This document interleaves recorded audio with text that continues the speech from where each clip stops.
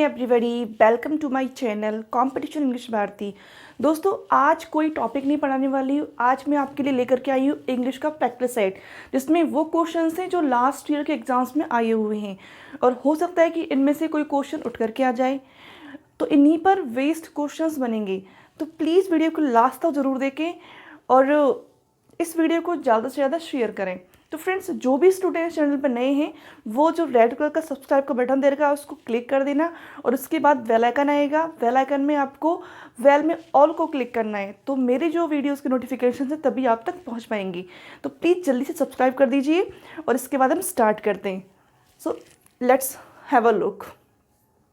First question, the best sequence for learning English language, यानी कि best sequence जब हम इंग्लिश को सीखते हैं, जैसे हम लोग अपनी मदर टंग को सीखते हैं, वैसे ही जब हम इंग्लिश को लर्न करते हैं, इंग्लिश को सीखते हैं, तो उसका जो सीक्वेंस होता है वो कौन सा होता है। यानी कि सीक्वेंस जो हम बचपन से लेकर के लैंग्वेज में first sequence, second sequence, sequence के हिसाब से जो बेस्ट सीक्वेंस है वो कौन सा है। तो देखिए, first listening, speaking, reading, writing. हालांकि क्वेश्चन बहुत इजी है, आपको आता भी होगा, लेकिन फिर भी मैंने इस क्वेश्चन को उठाया क्योंकि ये क्वेश्चन अक्सर एग्जाम्स में पूछा जाता है। B, speaking, listening, reading, writing. आपको पता है कि हमारा जो सीक्वेंस होता है वो होता है LSRW, और ये सीक्वेंस हमारे फर्स्ट ऑप्शन में दे रखा है। Listening, S speaking, R reading, W writing. तो जब इसमें करेक्ट दे रखा है तो बाकी के हमें ऑप्शन देखने की ज़रूरत ही नहीं है। सो हमारा first option is a right option.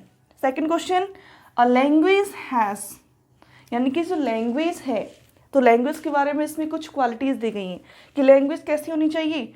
Phonetically correct, grammatically correct, alphabetically correct and systematically. ठीक है, तो इसमें ये सारे ऑप्शन सही हैं, लेकिन बेस्ट ऑप्शन कौन सा है, और हमें एग्जाम में बेस्ट ऑप्शन को ही चूज़ करना होता है।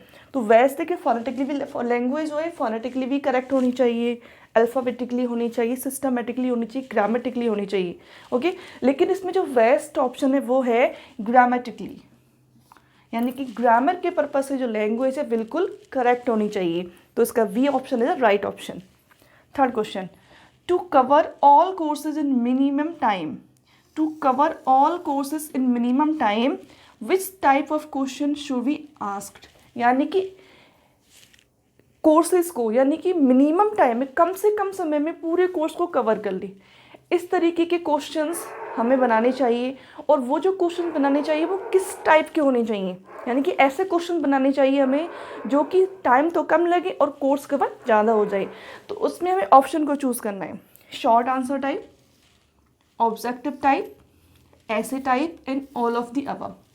अब हमें चूज़ करना, देखिए, यानी कि शॉर्ट आंसर लेंगे तो तब भी हमारा कोर्स कवर नहीं हो पाएगा। ऑब्जेक्टिव टाइप, ऐसे टाइप में तो बहुत ब्रॉड कोर्स हो जाता है, और ऑल ऑफ द अबव, चारों। लेकिन इसमें ऑब्जेक्टिव टाइप जो ऑप्शन है वो करेक्ट है आपका। क्यों? क्योंकि इसमें क्या होता है कि क्वेश्चन छोटे जरूर होते हैं, लेकिन ये कंप्लीट सिलेबस को कवर कर लेते हैं, और टाइम भी कम लगता है। तो हमें ऑब्जेक्टिव टाइप क्वेश्चंस को पूछना चाहिए, इसलिए objective type is the right answer. Question number 4, unit test is an unit test is expression of. तो यूनिट टेस्ट के बारे में पूछा गया है कुछ कि यूनिट टेस्ट किस तरीके का इवैल्यूएशन है। तो देखिए, effective evaluation, formative evaluation, summative evaluation and normative evaluation. यानी कि आपने सीसी पैटर्न पढ़ा होगा। सीसी पैटर्न के अंदर समेटिव एंड फॉर्मेटिव दो चीज़ें। समेटिव में क्या होता है कि पूरी वार्षिक योजना होती है। क्या होता है? पूरी वार्षिक। लेकिन फॉर्मेटिव में क्या होता है कि यूनिट बाय यूनिट कराते हैं फॉर्मेटिव में।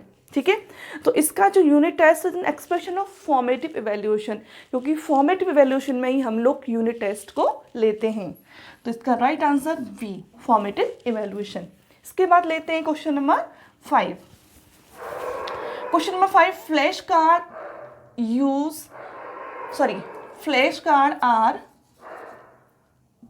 Useful type of. Flash card जो है वो किस तरीके का यूज़ करने का जो टीचिंग मेथड है वो कैसा है, किस तरीके का एड है। Audio visual aid, audio is, visual aid none. तो ऑडियो विजुअल, ऑडियो तो है ही नहीं है, तो ऑडियो विजुअल ये तो होगा ही नहीं। इसके बाद ऑडियो विजुअल नहीं, बिल्कुल भी नहीं है, लेकिन विजुअल, हाँ इसको देखते हैं हम लोग, तो फ्लैश कार्ड जो है वो विजुअल एड में आता है, तो C is the right answer. Okay, तो आपको ये जो 8th वाले जो टॉपिक है वो मैं कराऊंगी आपको, अभी भी टॉपिक कराए नहीं है, उनमें मैं आपके इस तरीके के जो क्वेश्चन है तब कराऊंगी। और question number 6, the unit of teaching in direct method. Direct method में टीचिंग की यूनिट क्या होती है आपको पता है? Word, sentence, phrase, none. तो सही आंसर बताना है। राइट आंसर क्या है इसका? वर्ड तो होती है नहीं डायरेक्ट मेथड में, क्यों? क्योंकि इसमें स्पीकिंग और राइटिंग पर फोकस करते हैं बेसिकली, और जब वहाँ स्पीकिंग राइटिंग को फोकस किया जाता है तो वर्ड तो वैसे भी नहीं होगा। ओके, तो इसका जो राइट आंसर है वो होगा sentence. Sentence is the unit of teaching in direct method. Question number 7, in which method teacher states rule and gives example. यानी कि ऐसा कौन सा मेथड है जिसमें टीचर पहले तो क्या देता है? रूल्स देता है और उसके बाद एग्जाम्पल्स देता है, यानी कि पहले नियम और उसके बाद उदाहरण। तो ऐसा कौन से मेथड में होता है आपके में? तो ये मेथड देखिए, एग्जाम्पल ऑप्शन दिए गए, inductive method, deductive method, translation method and none. तो इंडक्टिव मेथड को हम लोग क्या बोलते हैं? आगमन मेथड होता है। और आगमन मेथड में क्या होता है? इंडक्टिव में पहले हम एग्जाम्पल्स देते हैं, उसके बाद रूल्स होते हैं। लेकिन डिडक्टिव मेथड में क्या होगा? फर्स्टली हम लोग क्या करेंगे?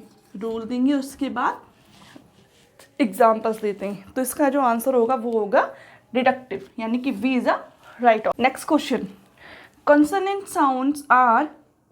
अब देखिए हम लोग कभी कभी हमारा जो क्वेश्चंस हैं, क्वेश्चन जो ऑप्शन पर भी डिपेंड होता है कि 44, 40, 24, 46। अब कॉन्सोनेंट यानी कि टोटली हमारी 44 होती है। जब टोटल 44 होती है, सीधी सी बात है कि इसमें से जो ये तो होगा ही नहीं, क्योंकि इसके अंदर वावल भी आता है, ये भी नहीं होगा, ये भी नहीं होगा, तो बचा क्या? 24। तो कुछ क्वेश्चंस जो होते हैं हमारे ऑप्शन से हो जाते हैं, तो 24 इसकी कॉन्सोनेंट साउंड्स होती हैं। Next question, which one of the following is not included under the principle of English teaching. यानी कि प्रिंसिपल्स ऑफ इंग्लिश टीचिंग मैंने कराया है आपके लिए, आप डिस्क्रिप्शन में नीचे उसकी लिंक डाल दूंगी मैं, आप वहाँ जाके चेक कर सकते हैं। तो वहाँ पर प्रिंसिपल ऑफ इंग्लिश टीचिंग के बारे में क्वेश्चन पूछा गया है। देखिए, which one of the following is not included, यानी कि इनमें से ऐसा कौन सा ऑप्शन है जो इंक्लूडेड नहीं है? किसमें? प्रिंसिपल ऑफ इंग्लिश टीचिंग में। तो देखिए, प्रिंसिपल ऑफ नेचुरल प्रोसेस ये इंक्लूडेड होता है, प्रिंसिपल ऑफ पर्पस ये भी इंक्लूडेड होता है, प्रिंसिपल ऑफ सिलेक्शन ये भी इंक्लूडेड होता है, लेकिन principle of uprooting from culture ये जो है ये इसमें इंक्लूडेड नहीं है। So C is the right option of this question. Next question, which is the classical of English teaching. यानी कि आपके लिए मैंने मेथड्स कराए हैं, तो मेथड में जो क्लासिकल मेथड है वो कौन सा मेथड है? तो देखिए, आपको पता है कि वो क्लासिकल मेथड जो होता है वो आपका TCG मेथड होता है, क्योंकि ये सबसे पुराना है, ओल्डेस्ट मेथड है, और ओल्डेस्ट मेथड होने की वजह से ये क्लासिकल मेथड भी होता है आपका। Next question, in which approach does the teacher introduce the new words incidentally in the class. तो इन विच अप्रोच, कौन सी अप्रोच में जो टीचर है न्यू वर्ड्स का अचानक से यूज़ कर लेता है, इंट्रोड्यूस करता है अचानक से न्यू वर्ड्स को। तो वो जो हमारी अप्रोच होती है, इनमें देखिए option, structural approach, situational approach, multilingual या ऑल। तो ऐसी जो अप्रोच होती है जिसमें सिचुएशन के हिसाब से कोई भी वर्ड्स यूज़ कर लेते हैं, तो वो होता है आपका सिचुएशनल अप्रोच। तो B is the right answer.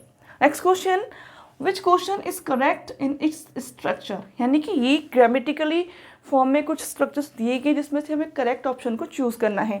तो देखिए, why did she write the letter, why did she wrote the letter, why did she written the letter and why had she wrote the letter. तो देखिए, हमें क्या करना है कि डिड, बेसिकली यही तो हमारा रॉन्ग है, क्योंकि इसमें हेड दे रखा है लेकिन वर्ब की सेकंड फॉर्म दे रखी है, गलत।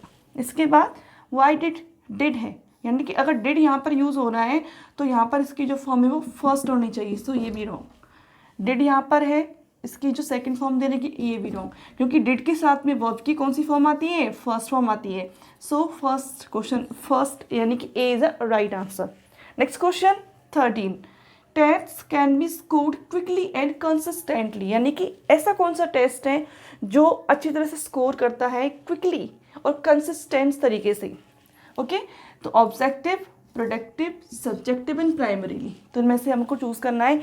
ऐसा जो ऑप्शन है वो है केवल ऑब्जेक्टिव, क्योंकि ऑब्जेक्टिव जो होता है वही बहुत ही क्विकली और कंसिस्टेंटली तरीके से स्कोर करता है मार्क्स को। तो ऑब्जेक्टिव यानी कि ए ऑप्शन है right answer. Question number 14, which is look and say method of reading. Reading में लुक एंड से मेथड कौन सा होता है, the alphabet method, the phonic method, the word method, the sentence method. इसमें इसका जो right answer है वो होता है वर्ड मेथड। क्यों, वर्ड मेथड में क्या होता है कि वर्ड्स को दिखाते हैं कार्ड्स पर और बच्चों से बोलते हैं कि देखो और बताओ। ओके, तो वो होता है लुक एंड से मेथड, तो word method is the right answer. Question number 15, look to look for specific piece of information, यानी कि स्पेसिफिक पीस ऑफ यानी देख कर कि जो उसकी स्पेशल इंफॉर्मेशन है उसको तुरंत ही हम लोग क्विक कर जाते हैं।